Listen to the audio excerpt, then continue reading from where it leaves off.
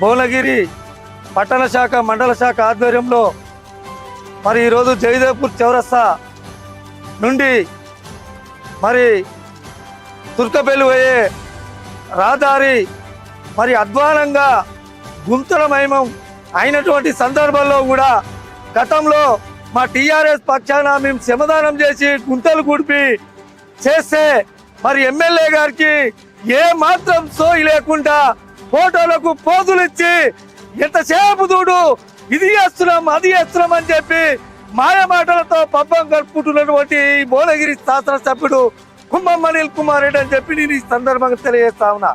నువ్వు 22 నెలల కాలంలో ఎమ్మెల్యే గెలిచి మరి ఏనాడల్లో 100 మీటర్ల సీసీ రోడ్ వేసినావా, డాంబర్ రోడ్ వేసినావా భువనగిరి జిల్లా కేంద్రంలో నువ్వు గెలిచి మరి ఏమిటికి గెలిచినావు అంటే ఫోటోలకు పోజులకు కట్టిన బిల్డింగ్ల కాడ ఫోటోలకు దిగి నేను ఇది చేసినా అది చేసినా అని కాలయాపన చేస్తా ఉన్నావు.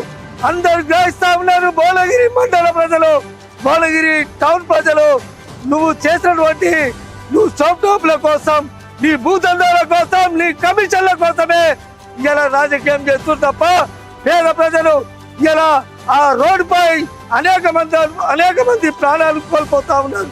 అనేక మంది చేతులు ఇరిగినాయి, కాళ్ళు ఇరిగినాయి. నీకు ఏ మాత్రం సోయి లేదు.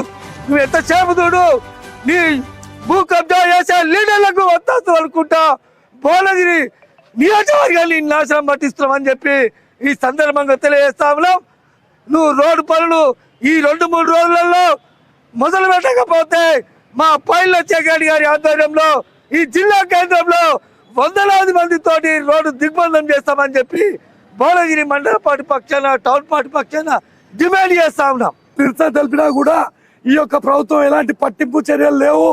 అధికారులు కానీ ఇప్పుడున్న ఎమ్మెల్యే కానీ పట్టించుకునే పరిస్థితి లేదు. కావున మేము ఒకటే చెప్తున్నాం, ఈ యొక్క ఎమ్మెల్యే గారు నియోజకవర్గ పునర్విభజన జరుగుతుందనే ఉద్దేశంతో ఒలిగొండకే వచ్చే నిధులన్నీ ఒలిగొండకే తరలిస్తుండు. భువనగిరి పట్టణం కానీ మండలం కానీ ఎలాంటి పట్టించుకునే పరిస్థితిలో లేడు. వచ్చిన నిధులన్నీ కూడా ఈరోజు ఒలిగొండకే పోతున్నాయి. ఇప్పుడు వరకు కూడా భువనగిరి పట్టణానికి 1 రూపాయి కూడా పెట్టిన దాఖలాలు లేవు. కావున ఇప్పుడు మేమందరం శాంతియుతంగా నిరసన తెలుపుతుంటే కూడా ఈరోజు గౌరవ ఎమ్మెల్యే గారు మా అందరినీ కూడా అరెస్ట్ చేయించి ఈరోజు పోలీస్ స్టేషన్లో పెట్టడం జరిగింది. ఈ అరెస్టుల వల్ల ఉద్యమాలు ఆగేది లేదు.